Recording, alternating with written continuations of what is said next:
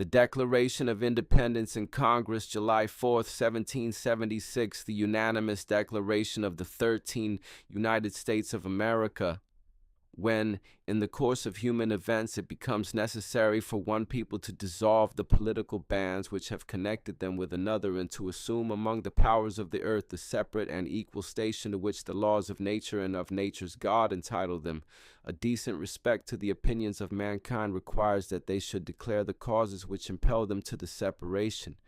We hold these truths to be self-evident, that all men are created equal, that they are endowed by their Creator with certain unalienable rights, that among these are life, liberty, and the pursuit of happiness, that to secure these rights, governments are instituted among men, deriving their just powers from the consent of the governed, that whenever any form of government becomes destructive of these ends, it is the right of the people to alter or to abolish it, and to institute new government, laying its foundation on such principles and organizing its powers in such form as to them shall seem most likely to affect their safety and happiness.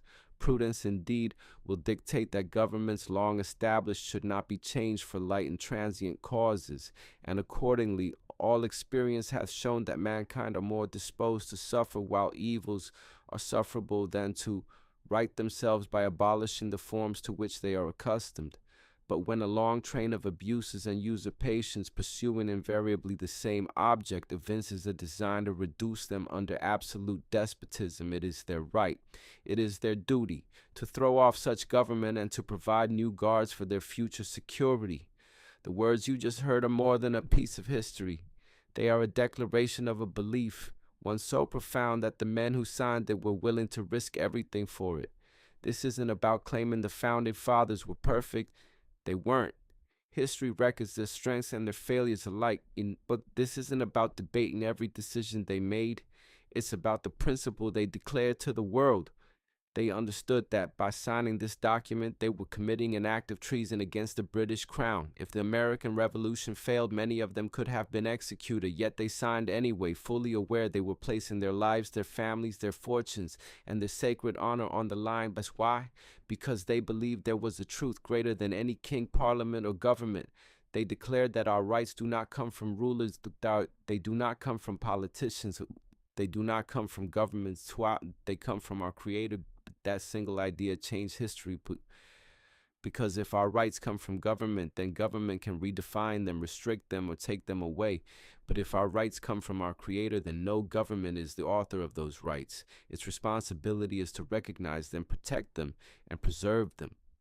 The Declaration identifies those God-given rights as life, liberty, and the pursuit of happiness, not as privileges granted by the state, but as rights inherent to every human being. Whether you agree with every aspect of the founders' legacy or not, this principle stands apart from their imperfections. It is one of the central ideas of the Declaration of Independence. Its closing pledge reminds us how seriously they took these words. They pledged to one another their lives, their fortunes, and their sacred honor. For them, these were not merely political arguments, they were convictions worth risking everything to defend. As we close today's episode, remember this: the greatest wealth transfer in history isn't happening on Wall Street, when it's happening on chain. For generations, the most powerful financial tools were reserved for institutions. Today, through decentralized finance, those same concepts, borrowing, lending, liquidity provision, self-custody, and permissionless markets, are available to anyone willing to learn.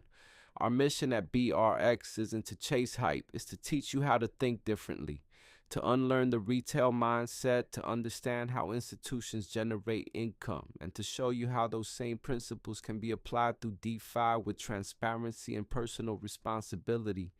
Knowledge without action changes nothing. So keep learning, keep asking questions, keep building, and above all, take ownership of your financial future. Before you go, if you found value in this video, hit the like button, subscribe to the channel, and turn on notifications so you don't miss what's coming next. This is BRX, DeFi without borders, finance without limits.